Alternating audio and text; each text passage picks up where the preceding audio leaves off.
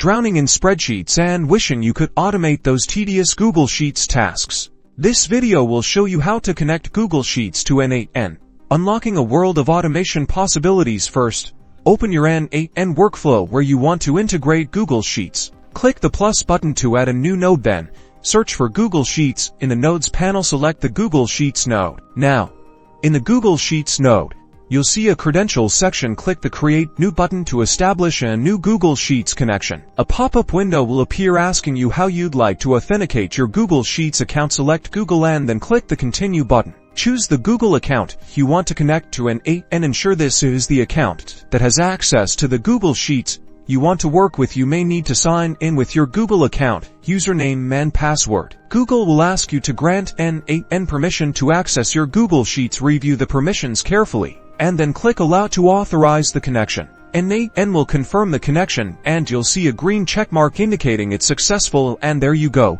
your Google Sheets account is now successfully linked to N8n, opening up a world of opportunities for automation. Now, you can read, write, and update spreadsheet data directly from your N8n workflows, streamlining tasks like data analysis, reporting, and contact management by connecting cloud applications. Get automating.